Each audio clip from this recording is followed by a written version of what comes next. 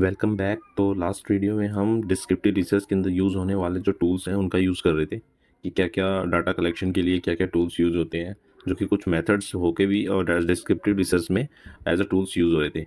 अब हम पढ़ेंगे मोस्ट इम्पोर्टेंट मेथड या फिर रिसर्च जो कि काफ़ी ऑथेंटिक होता है, जो कि हाई लेवल पे यूज़ होता है, एक्सपेरिमेंट रिसर्च। तो एक्सपेरिमेंट रिसर्च इसमें अब मोस्टली आपने देखा होगा कि बहुत सारे जो साइकोलॉजिस्ट हुए जैसे कि पेवलोव, कोहलर, इनका जो एक्सपेरिमेंट था डॉग चिंपैंजी का, ये जो एक्सपेरिमेंट कर रहे थे इन्होंने एक सिचुएशन दी और सिचुएशन को अपने अंडर कंट्रोल रखा और तब इन्होंने वो चीज़ें डेवलप की, थ्योरीज अपने प्रिंसिपल डेवलप की। तो ये स्कूल लेवल पे हो नहीं सकता, ये हाई लेवल की रिसर्च है जिनसे थ्योरीज डेवलप होती है और प्रिंसिपल डेवलप होते हैं जो यूनिवर्सल यूज़ होते हैं। ठीक है, जहाँ पर लैब के अंदर हम कंट्रोल एनवायरनमेंट में अपनी मर्जी से अपने अकॉर्डिंग रिसर्च करते हैं। बट डिस्क्रिप्टिव रिसर्च में ऐसा यूज़ नहीं होता। डिस्क्रिप्टिव रिसर्च एक नेचुरल होता है जो हमारे कंट्रोल में नहीं होती है। तो एक्सपेरिमेंट जो रिसर्च है इसमें हम टाइप्स पढ़ेंगे और कुछ वेरिएबल है जो इस एक्सपेरिमेंट पर डिपेंड करती हैं। ठीक है, पहले हम टाइप्स पढ़ते हैं। टाइप्स यहाँ पर दो तरीके से यूज़ होती है। एक होती है नेचुरलिस्टिक, ठीक है, और दूसरी होती है क्वासी। तो फर्स्टली हम सबसे पहले नेचुरलिस्टिक पढ़ेंगे, फिर देन क्वासी। अब नेचुरलिस्टिक में क्या होता है कि जो चीज़ जो नेचर में नेचुरल वे में हो रही होती है, ठीक है, वो सेम उसी को हम लैब में लाकर एज इट इज स्टडी करते हैं। ठीक है, जो चीज़ जो सिचुएशन है, बस उस सिचुएशन को अपने अंडर कंट्रोल रखना होता है, बाकी सारी चीज़ें नेचुरल वे में चलती हैं। ठीक है, ठीक है। अब जैसे ही अगर हम क्वासी को लें तो क्वासी एक तरीके की फेकनेस है को दिखाता है, मतलब हम एक्चुअल में वो कर नहीं सकते, हम एक्चुअल में वो चीज़ दिखा नहीं सकते, लेकिन उसकी जो पीछे की थ्योरीज है उसको डेवलप करने के लिए हम कुछ एक फेकनेस सी क्रिएट करते हैं ताकि ये रियल लगे। तो कभी कभी क्या होता है कि जो एक्सपेरिमेंट होती है, जो सिचुएशन जो रियल में हम नहीं कर सकते हैं, उसमें फेकनेस लाई जाती है। जैसे एग्जांपल ले लिया, हम किसी की इमोशंस की स्टडी करना चाहते हैं, इमोशन में अब हम किसी को हम फियर क्रिएट करना चाहते हैं, जैसे कि कि आपको टेररिस्ट ने किडनैप कर लिया तो आपके एक्चुअल में क्या सिचुएशन होगी। तो हम उसके अंदर एक फेकनेस सी बना एक फेकनेस सिचुएशन बनाई जाती है। जैसे आप मूवीज़ या गेम में अगर आप देखें तो पबजी, पबजी में कई बार आपने देखा होगा, जब तो आपने देखा होगा पबजी, पबजी है एक रियल नहीं है, लेकिन आपको एक रियलिटी दिखाता है। ठीक है, आप कभी कभी फाइट करते हुए घबरा जाते हैं, जो कि एक्चुअल में है नहीं। आप मरने से डरते हैं, आप लगता है कि आपको कि किसी ने फायर किया, आपको गोली लग जाएगी, आप मर जाएंगे, लेकिन ये रियल नहीं होता। लेकिन एक अंदर से इमोशन निकल के आते हैं कि आप जैसे मरते तो आप बोलते हो शिट मैं। ठीक है, तो इस तरीके की जो फेकनेस होती है इमोशंस की, आप कैसा रिएक्ट करते हैं। ठीक है, और अब नेक्स्ट पढ़ते हैं हम वेरिएबल, जो कि एक्सपेरिमेंट वेरिएबल जो कि एक्सपेरिमेंट में मैं रिसर्च में काफ़ी यूज़फुल होता है। एक्सपेरिमेंट में यहाँ पर दो तरीके से यूज होगा, एक होता है डिपेंडेंट,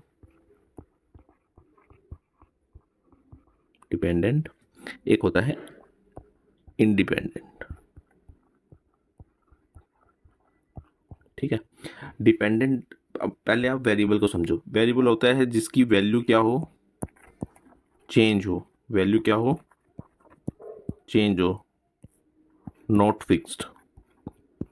ठीक है, नॉट फिक्स्ड, फिक्स नहीं होती। तो डिपेंडेंट और इंडिपेंडेंट में क्या होता है कि जिसकी वैल्यू का चेंज होना किसी पर डिपेंड करे, मतलब डिपेंडेंट का मतलब जिसकी वैल्यू का चेंज होना किसी पर डिपेंड करे और वैल्यू का चेंज होना किसी पर डिपेंड ना करे।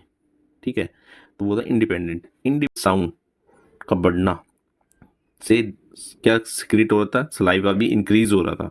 तो मतलब डिपेंडेंट वेरिएबल क्या हुआ, सलाइवा का बढ़ जाना। ठीक है, ऐसे इंडिपेंडेंट की आपने बेल को कितनी बार बजाया, एक्सपेरिमेंट आपने कितने किए। ठीक है, या इंडिपेंडेंट है, इससे सलाइवा का कोई वो नहीं, डायरेक्ट रोल नहीं है। आप जितने टाइम आप इसको कंट्रोल करना चाहो उतने देर, जितने टाइम आप खाना देना चाहो डॉग को, उसके अकॉर्डिंग ही आप वो रिएक्ट करेगा, वो सलाइवा सीक्रेट करेगा। ठीक है, तो डिपेंडेंट और इंडिपेंडेंट का मतलब आप समझ गए। मतलब कि एग्जांपल रियल लाइफ का कि रेड लाइट, अगर आप रेड लाइट पकड़े हो, अगर लाइट रेड है तो आप ऑटोमेटिकली क्या हो गया, आप रुकोगे।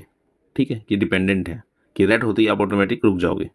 ठीक है, और जैसे ही लाइट चेंज हुई, आपने आपने कार स्टार्ट की और आप मूव कर गए वहाँ से। तो ये डिपेंडेंट है। आप किस पे डिपेंड थे? आप रेड लाइट की लाइट्स पे डिपेंड थे, उसके अकॉर्डिंग चल रहे थे, उसके अकॉर्डिंग आपकी आपकी जो एक्टिविटीज़ वो चेंज हो रही थी। लेकिन यहाँ पर रेड लाइट का जो चेंज होना वो किसी पे डिपेंड नहीं कर रहा था, वो अपने टाइम पीरियड पे ही चेंज हो रही थी। आपने देखा होगा ना कि रेड लाइट एक टाइम पीरियड पे ही चेंज होती है, पहले लेफ्ट साइड से जाएंगे, फिर राइट साइड वाले जाएंगे, इस तरीके से। ठीक है, तो एक्सपेरिमेंट रिसर्च क्या होता है? इंडिपेंडेंट वेरिएबल का चेंज होने पर डिपेंडेंट वेरिएबल चेंज कैसे होता है, इसकी स्टडी करना ही एक्सपेरिमेंट रिसर्च होता है। रिसर्च कोरिलेशन रिसर्च कोई इतना इससे कोई थ्योरी नहीं बनी हुई है, लेकिन इस एग्जाम्स में क्वेश्चन पूछ ले जाते हैं। कोरिलेशन रिसर्च,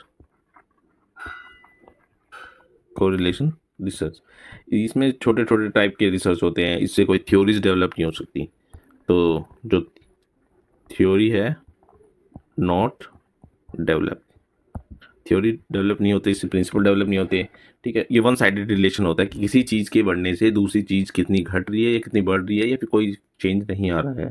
तो दो चीज़ों के आपस में रिलेशन को बताने के लिए कोरिलेशन रिसर्च होता है। मतलब एक चीज़ के बढ़ने या घटने से दूसरी चीज़ के बढ़ने या घटना कैसे होता है, इस रिलेशन को। तो इस रिलेशन को बताने के लिए हम कोरिलेशन कोफिशिएंट का यूज़ करते हैं। आगे इस रिसर्च के बारे में जाने का हम कोरिलेशन कोफिशिएंट के बारे में जानेंगे कि कैसे काम करता है। तो कोरिलेशन रिसर्च क्या होती है? इसके तीन तरीके होते हैं। एक होता है पॉजिटिव, एक होता है नेगेटिव, एक होता है जीरो। ठीक है, अब कोरिलेशन क्या होता है? इसमें जो भी कोई भी चीज़ का, मैंने बताया ना, दो चीज़ों के आपस में बढ़ने या घटने से दूसरी चीज़ के बढ़ने या घटने पर कैसे इफेक्ट पड़ता है। जैसे पॉजिटिव लेते हैं हम, तो पॉजिटिव होता है कि जब चीज़ों का बढ़ना और दूसरी चीज़ का भी बढ़ना सेम डायरेक्शन में होता है। जो इसमें क्या होता है? Same direction. ठीक है, इसमें होता है अपोजिट डायरेक्शन। इसमें क्या होता है? Opposite direction. और इसमें होता है नो कोरिलेशन। ठीक है, अब कैसे होता है कि देखो, देखिए, जब यहाँ पर सेम डायरेक्शन, अगर एक चीज़ बढ़े तो दूसरी चीज़ बढ़े, एक चीज़ घटे तो दूसरी चीज़ भी घटे। ठीक है, यहाँ पे क्या होता है? एक चीज़ बढ़ने से दूसरी चीज़ घटती है, और दूसरी चीज़ के घटने से पहली चीज़ की घटने से दूसरी चीज़ भी बढ़े। और इसमें भी, इसमें कोई चेंज नहीं होता। अगर पहली चीज़ बढ़ रही है तो दूसरी पे कोई चेंज नहीं, पहली चीज़ घट रही है तो दूसरी पे भी कोई इफेक्ट नहीं आता है। ठीक है, ये हमने, ठीक है, जाना। अब हम एग्जांपल लेते हैं वन बाय वन। पॉजिटिव, अब जैसे पॉजिटिव का अगर हम रियल लाइफ में एग्जांपल लें, तो आपने देखा होगा कि आपने अभी पीछे टाइम फेस्टिवल गया जो दिवाली का, अगर जो क्रैकर के प्राइस अगर डिक्रीज हो रहे हैं,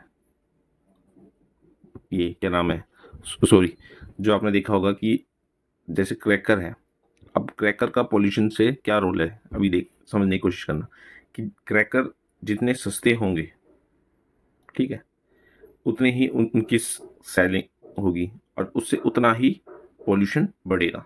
तो क्रैकर जितने सेल हो रहे हैं, पॉल्यूशन उतना इंक्रीज हो रहा है। ठीक है, तो जो पटाखे होते हैं दिवाली, जितने ज़्यादा खरीदे जाते हैं, पॉल्यूशन भी उतना ज़्यादा होता है। जितने कम खरीदे जाएंगे उतना ही पॉल्यूशन कम होगा।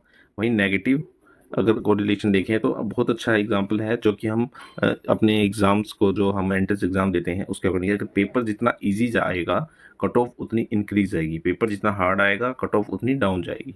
ठीक है, और जीरो कोरिलेशन का मतलब है, अगर हम लें यहाँ पर कि मान लो आपने एक एग्ज़ाम दिया जिसमें पोस्ट कितनी थी, 1000 पोस्ट। ठीक है, तो इसके अंदर जो कैंडिडेट है, अगर जितने ज़्यादा कैंडिडेट ने फॉर्म भरा या कम कैंडिडेट ने फॉर्म भरा हुआ, लेकिन सिलेक्शन उतने का ही होना है जितनी हमारे पास वैकेंट सीट है। ठीक है, तो ये कोरिलेशन रिसर्च।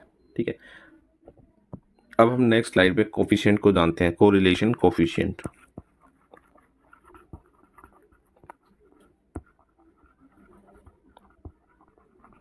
इसके अंदर क्या होता है कि एक होता है नेगेटिव, एक होता है जीरो, और एक होता है पॉजिटिव साइड वन। ठीक है, ध्यान रखना कि जितना जीरो से दूर जाओगे, कोरिलेशन कोफिशिएंट की वैल्यू होती है -1 से +1 के बीच। ठीक है, इससे ना बड़ी होगी, ठीक है, और ना -2 से छोटी, -1 से छोटी, ना +1 से बड़ी होगी। ठीक है, तो इसमें क्या होता है कि जीरो से जितना दूर जाओगे आप, तो वह उतना ही नेगेटिव कोरिलेशन स्ट्रॉन्ग होगा। Negative correlation maximum strong. और यहाँ पे पॉजिटिव कोरिलेशन मैक्सिमम स्ट्रॉन्ग होगा, ठीक है। यहाँ पे एकदम जीरो होगा कोरिलेशन। ओके, तो आज के लिए इतना ही। तो वीडियो अच्छी लगी हो तो लाइक कर दीजिए, चैनल को सब्सक्राइब कर दीजिए, और नेक्स्ट वीडियो का नोटिफिकेशन पाने के लिए बेल आइकन प्रेस कर दीजिए। अब नेक्स्ट वीडियो में हम टाइप ऑफ डूइंग रिसर्च के बारे में पढ़ेंगे, फिर उसके बाद हम अपने जो भी साइकोलॉजिस्ट हैं उनकी थ्योरीज पढ़ेंगे, इनकी थ्योरीज का यूज एजुकेशन की फील्ड में कैसे कहाँ हो रहा है, किस तरीके से हो रहा है, उसके बारे में जानने की कोशिश करेंगे। एज अ टीचर आपके लिए कितना हेल्पफुल है इनकी जो भी साइकोलॉजिस्ट हैं इन्होंने अपनी थ्योरीज दी है, और एंट्रेंस एग्जाम के लिए कितना हेल्पफुल है, उन सब के बारे में जानेंगे। Thank you.